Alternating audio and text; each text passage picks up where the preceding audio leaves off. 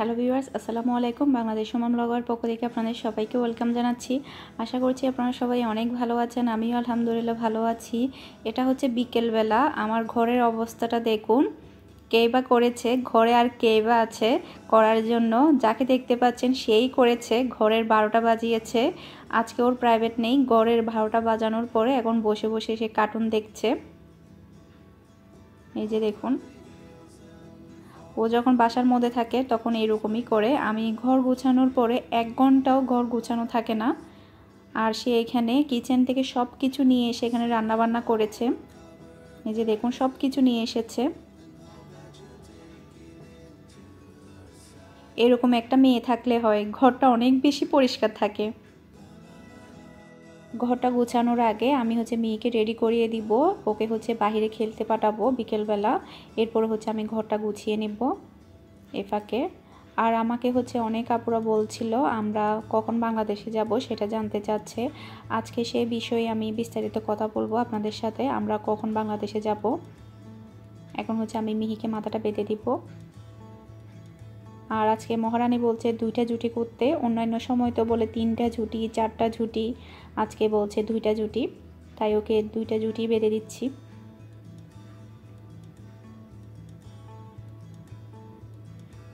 মিহিকে হচ্ছে বাইরে খেলতে পাঠালাম, এ ফাঁকে হচ্ছে আমি ঘরটা গুছিয়ে নেব। আজকে দুপুরে রান্না করিনি, কালকে রাতে হচ্ছে আমি মুরগির মাংস রান্না করেছিলাম, ওখান থেকে ছিল, ওগুলো দিয়ে হচ্ছে দুপুরে খেয়েছি, যার কারণে দুপুরে রান্না করতে হয়নি। আমি হচ্ছে বাংলাদেশে গিয়েছিলাম গত বছর। তো বাংলাদেশ থেকে এসেছি আমি 1 বছরও হয়নি। এপ্রিল মাস আসলেই 1 বছর হবে। আমি যখন গিয়েছিলাম তার ঠিক 1 সপ্তাহ পরে আমার বড় ভাইও গিয়েছিল। আমার বড় ভাইয়া থাকে হচ্ছে সিঙ্গাপুরে। আমার বড় ভাইয়ের সাথে আমার দেখা হয়েছে টোটাল 5 বছর পর। ভাইয়া হচ্ছে 2013 সালে সিঙ্গাপুরে জব করে। 13 সাল থেকেই 13 সালেই আমি ওমানে আসি। তো মাঝখানের বছরগুলোতে আমাদের সাথে দেখা হয়নি। আমি যখন বাংলাদেশে যেতাম তখন ভাইয়া যেত না, আবার ভাইয়া যখন বাংলাদেশে যেত ছুটিতে তখন আমি যেতাম না। এভাবে করে আমাদের প্রায় অনেকগুলো বছর দেখা হয়নি।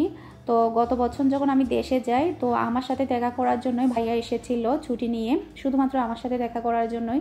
তখন আমরা অনেক ভালো সময় কাটিয়েছি, অনেক ঘোরাঘুরি করেছি, অনেক ভালো লেগেছে। তো আমি এবারে সিদ্ধান্ত নিয়েছি আমার ভাইয়া যখন বাংলাদেশে যাবে আমিও তখন যাব।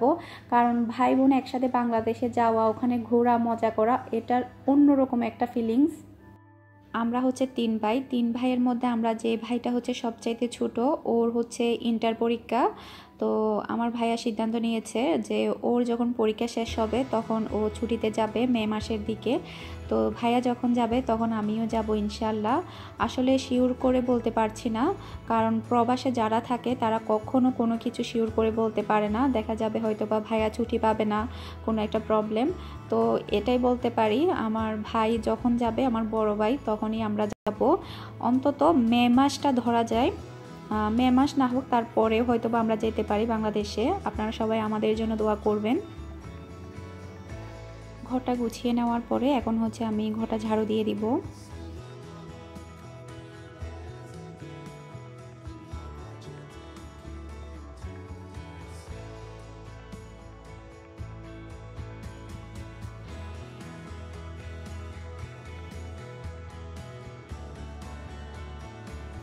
যেই দিন রান্না বান্না থাকে না সেদিন দেখা যায় কি আমি কোনো কাজই করি না। সকাল থেকে একটা থালা বাসন পর্যন্ত আমি ধুইনি, সবগুলো একদম জমে আছে।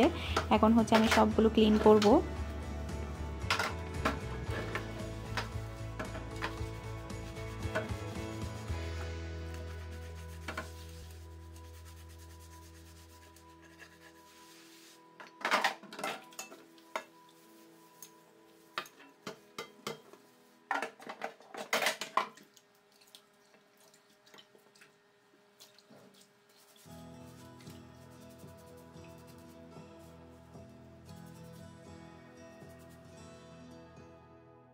এটা হচ্ছে সন্ধ্যার পর আমার জন্য আর মিহির জন্য হচ্ছে আমি নুডলস তৈরি করব, সাথে হচ্ছে আমি পাস্তাও দিব।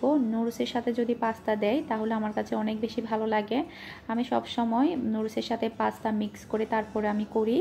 তো আরও কিছু কথা বলি বাংলাদেশ সম্বন্ধে। তো আমি যখন বাংলাদেশে গিয়েছিলাম, বাংলাদেশে যাওয়ার পরে হচ্ছে আমার শ্বশুরবাড়ির বাসাতেই উঠি আমি ঢাকাতে। তো আমি যাওয়ার এক সপ্তাহ পরে আমার ভাইয়া বাংলাদেশে আসে। তো আমার ভাইয়া বাংলাদেশে আসার একদিন আগে আমি চট্টগ্রামে চলে যাই। তো ভাইয়া হচ্ছে 1 মাস মতো ছিল চট্টগ্রামে। তো আমি পুরো 1 মাসই চট্টগ্রামে ছিলাম। একটা দিনও আমরা এমন নাই যে আমরা বের হইনি, প্রতিটা দিন ছিল আমাদের জন্য ঈদ। আমরা কতটা এনজয় করেছি সেটা হয়তো বা আমরা যখন পরবর্তীতে বাংলাদেশে যাব তখনকার ভিডিওগুলো যদি আপনারা দেখেন তাহলে বুঝতে পারবেন আমরা ভাই বোনরা কতটা এনজয় করি। আমরা ভাই বোনরা ফ্রেন্ডের মতো আমরা অনেক দুষ্টামি করি, অনেক ঘোরাঘুরি করি, অনেক মজা করি। আমরা সারা রাত জেগে থাকতাম, সারা রাত জেগে আড্ডা দিতাম, চা খেতাম, কফি খেতাম, তারপরে এটা সেটা খেতাম। আসলে সেই দিনগুলোর কথা মনে পড়লে খুবই খারাপ লাগে, অনেক মিস করি। আমার ভাইয়া যখন ছুটি শেষ করে চলে যায় বাংলাদেশ থেকে, তারপরে হচ্ছে আমি চট্টগ্রাম থেকে নোয়াখালীতে আসি আমার শ্বশুরবাড়িতে। আমার শ্বশুরবাড়িতেও আমি অনেক দিন ছিলাম, গ্রামের বাড়িতে। তারপরে হচ্ছে আবার চট্টগ্রামে যাই, চট্টগ্রামে কিছুদিন থেকে আবার ঢাকাতে আসি, ঢাকাও অনেক দিন থাকি। তো ঢাকা থেকে আবার ওমানে চলে আসি। আমি যখন বাংলাদেশে যাই চট্টগ্রাম, নোয়াখালী, ঢাকা সব মিলিয়ে অনেক অনেক ভালো সময় যায় আমার। আসলে কখন কি হবে সেটা বলা যায় না, তারপরও আমি চেষ্টা করব বাংলাদেশে আমি যখন যাব তখন আমি প্রত্যেকটা জায়গার আনন্দের মুহূর্ত আপনাদের সাথে শেয়ার করার। জানি না কতটুকু পারবো, কারণ বাংলাদেশে গেলে এতটাই ব্যস্ত থাকি আমি তো ওমানের কথা একদমই ভুলে যাই।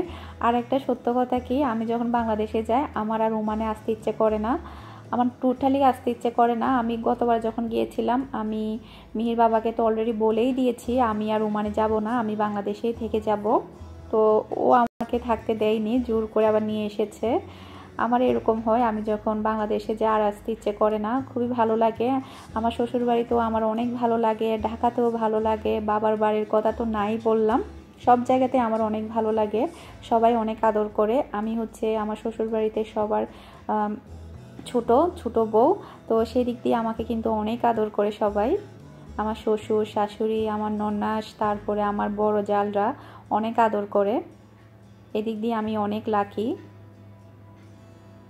কথা বলতে বলতে নুডলসগুলো রেডি করে নিলাম। আমি হচ্ছে প্রথমে কাঁচামরিচ দেইনি, কারণ মিহি খেতে পারবে না। শেষের দিকে হচ্ছে আমার জন্য কাঁচামরিচ অ্যাড করে দিলাম।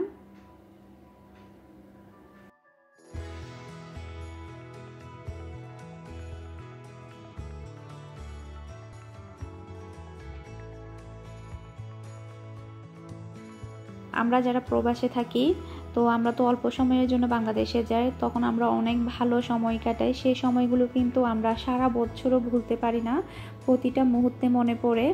আমি যখন বাংলাদেশ থেকে আসি আমার প্রায় 2 মাস পর্যন্ত কিছুই ভালো লাগে না, কাজ করতে ভালো লাগে না, খেতে ভালো লাগে না, কেমন যেন একটা অস্থির অস্থির লাগে। আমি তো আমার শাশুড়িকে সবসময় বলতাম, আমার মাকে সবসময় বলতাম, আমার বড় বোনকে সবসময় বলতাম আমি চলে আসবো, আমার এখানে কিছুই ভালো লাগে না, সারাদিন কাজ আর কাজ, আর কিছুই নেই। বাংলাদেশে হলে তো কত কিছু, আজকে এখানে ঘুরতে যাওয়া বা কেউ আসলো ওকে দেখা যায়, আত্মীয় স্বজন দেখা যায়, সবাইকে দেখা যায়, কিন্তু এখানে কিছুই নেই, বন্দি একটা জীবন। খুব খারাপ লাগে আসলে বাংলাদেশের কথা বলতে।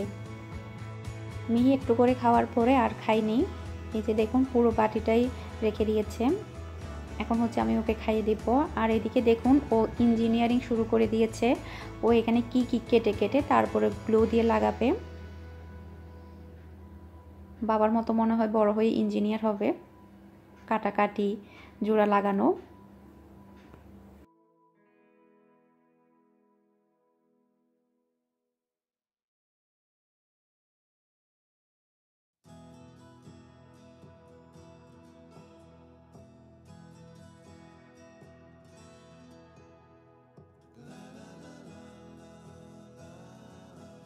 দুপুরে যেহেতু রান্না করতে হয়নি, তো আমি ভাবলাম রুটি বানাবো, তারপর হচ্ছে সবজি ভাজি করব, এতেই আমাদের হয়ে যাবে রাতের খাবারটা।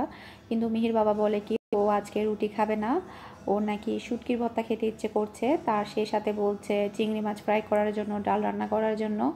তো যেহেতু হাজবেন্ড বলছে রাখতে তো হবে কথাটা। তাই শুটকির ভর্তা করছি। আর এই শুটকিগুলো হচ্ছে আমার শাশুড়ি দিয়েছিল, অনেক মজার, প্রায় অনেকগুলো দিয়েছিল, অল্প অল্প করে খাচ্ছি, শেষ হয়ে গিয়েছে প্রায়। আর এইদিকে দেখুন মিহি কি করছে,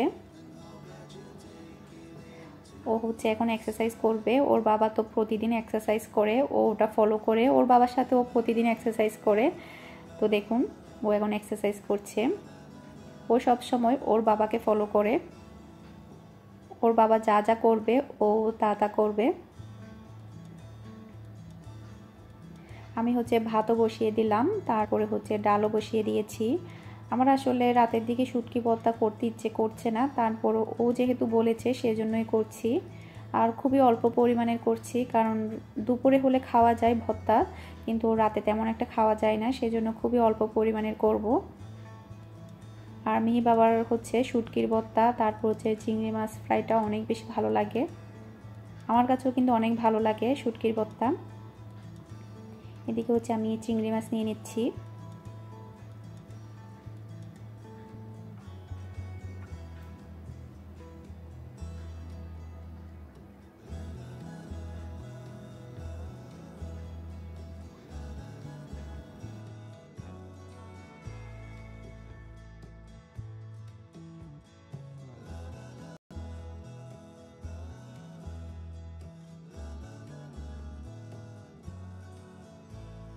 শুটকিটাকে হচ্ছে আমি হালকা একটু টেলে নিব, জাস্ট একটা যখন ফ্লেভার বের হবে খুবই সুন্দর, তখনই আমি এটাকে নামিয়ে নিব।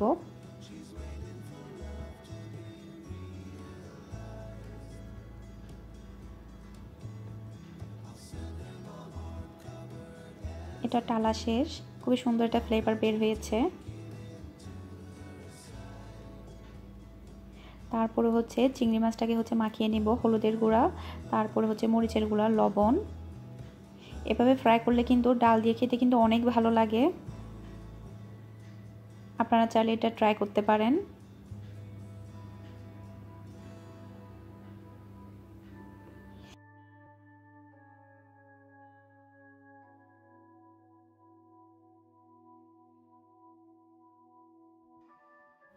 এখন হচ্ছে আমি চিংড়ি মাছগুলোকে হচ্ছে ফ্রাই করে নেব, এই জন্য হচ্ছে আমি প্যানের মধ্যে হচ্ছে তেল দিয়ে দিচ্ছি। আমাকে হচ্ছে অনেক আপুরা আমার ফ্যামিলি সম্বন্ধে জানতে চায়, আমার ফ্যামিলির পরিচিতি, আমার ভাই বোন সম্বন্ধে। তো আমি অন্য একদিন আমার ফ্যামিলির পরিচিতিটা দিব, আমার ভাই বোনদের পিকচারও শেয়ার করব, তারপরে হচ্ছে কে কী লেখাপড়া করে সব কিছুই জানাবো। সে পর্যন্ত সবাই আমার সাথেই থাকবেন। তারপর শ্বশুরবাড়িটাও জানাবো, আমার শ্বশুরবাড়ির ফ্যামিলি মেম্বারদের সম্বন্ধে সব কিছুই জানাবো। আসলে সব কিছু একসাথে বলা হয়ে ওঠে না, বলাও যায় না একটা ভিডিওর মধ্যে, তো ধীরে ধীরে সব কিছুই জানাবো, কারণ আপনারাই তো এখন আমাদের ফ্যামিলি। এখন হচ্ছে আমি চিংড়ি মাছগুলোকে হচ্ছে উল্টিয়ে দিব, একটা পিঠ হচ্ছে ভালোভাবে ফ্রাই করে নিয়েছি। মিহির বাবার কাছেও কিন্তু এটা খুবই প্রিয়, আর আমার কাছেও কিন্তু অনেক ভালো লাগে, মিহিও কিন্তু অনেক পছন্দ করে এই চিংড়ি মাছ ফ্রাইটা, বিশেষ করে ডালের সাথে এটা বেশি ভালো লাগে। আর করতে খুব বেশি সময় লাগেও না, অল্প সময়ের মধ্যে কিন্তু করা যায় এটা।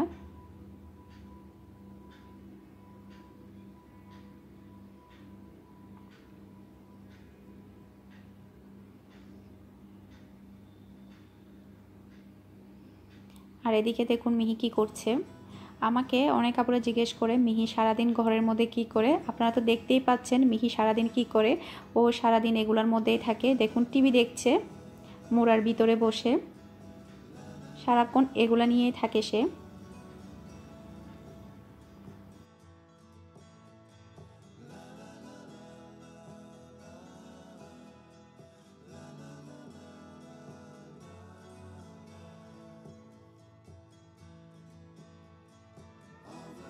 এখন হচ্ছে আমি ভর্তাটা তৈরি করে নিব। শিলপাটার মধ্যে ভর্তা খাওয়া আর হচ্ছে গ্ল্যান্ডারের ভর্তা খাওয়ার মধ্যে কিন্তু অনেক তফাৎ। আমি অনেকবার গ্ল্যান্ডারের মধ্যে করে দেখেছি, কিন্তু আমার কাছে মোটেও ভালো লাগে না গ্ল্যান্ডারের ভর্তা। আমি সব সময় শিলপাটার মধ্যে করে থাকি। আর এটা আমি বাংলাদেশ থেকে নিয়ে এসেছি লাকিসে করে, কাপড় চোপড় মুড়িয়ে। আর আমার শ্বশুরবাড়িতেও কিন্তু প্রচুর ভর্তা খাই, বিশেষ করে আমার বড় জালের হাতের ভর্তা তো অসম্ভব মজার। বিভিন্ন রকমের ভর্তা তৈরি করতে পারে। আমি যখন বাংলাদেশে যাব তখন তো আমি অবশ্যই শেয়ার করব আমার বড় জালের হাতের ভর্তা। তারপরে বিভিন্ন ধরনের পিঠা তৈরি করতে পারে, বিশেষ করে হচ্ছে নকশি পিঠার ডিজাইনগুলো খুবই সুন্দরভাবে করতে পারে। তারপরে হচ্ছে নোয়াখালী অঞ্চলের একটা ঐতিহ্যবাহী পিঠা আছে পাক্কন পিঠা, ওই পিঠার ডিজাইনগুলো কিন্তু খুবই সুন্দরভাবে করতে পারে, সেগুলো তো আমি অবশ্যই শেয়ার করব। চিংড়ি মাছগুলো ভাজা শেষ। ভর্তা আসলে সবাই করতে পারে কম বেশি, যারা নতুন তাদের হয়তো বা একটু হলেও উপকারে আসবে। আপনারা ফলো করুন আমি কিভাবে করছি।